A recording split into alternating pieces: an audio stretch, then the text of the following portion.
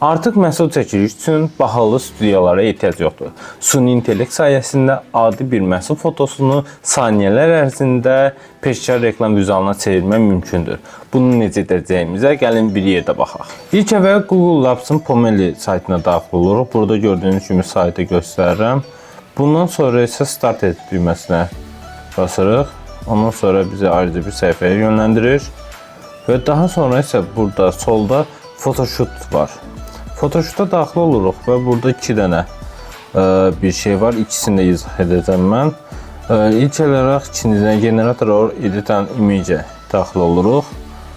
Burada daxil olanda istədiyimiz bir şəkli qoyuruq. Məsələn, bir ayaqqabı qoyaq və ayaqqabı yazaq ki, bu ayaqqabını bir evdə bir adamın əynində olsun. Bunu türkçədə yaza bilərsiniz, Azərbaycan dilində də yaza bilərsiniz. Və burada hansı ölçüdə istədiyiniz kvadrat ola bilər, 9-un 16-ya, 4-ün 5-ə ola bilər. Məsələn, 9-un 16-ya mən eləm, daha çox Instagram üçün bu ölçü lazım olur. Və gördüyünüz kimi bizə belə bir şəkildə daxil olur. Məncə çox keyfiyyətli. Məsələn, bir əgər ayaqqabı məhsulunuz varsa, onu bu şəkillərlə satışa çıxarmaq daha yaxşı olar. Məsələn, üstünə yazı yazaraq bunu Canva'da, Photoshop'da etmək mümkündür. Fərqli şeylər də yoxlamaq olar. Bundan sonra sən ikinci izah eləmək istəyirəm. Photoshop'a daxil oluruq. Gəlin geri qayıdaq. Burada isə birinci bizə göstərdiyimiz, burada bu nədir? Buna daxil olaq. Burada istədiyimiz şəkli yüklüyürük. Ayaqqabı ilə indi gül qoyaq. Gülü Luskuda basırıq. Bundan sonra bizə template verir. Necə? Məsələn, seçirik istədiyimizi.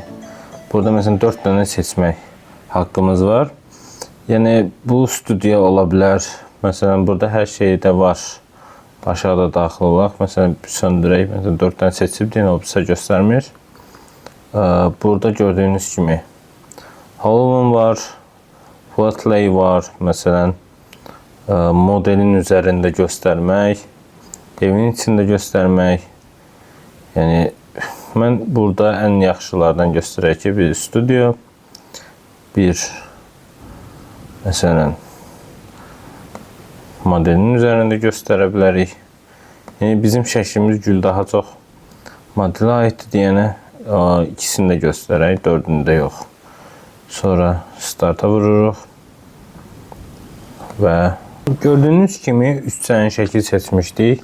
Modelin üzərində, studiyada və burada isə bir background da göstərməyini eləmişdik. Və məncə çox qəşəng şəkillər çıxdı. Əgər bu video sizə faydalı oldusa, abunə olaraq dəstək ola bilərsiniz.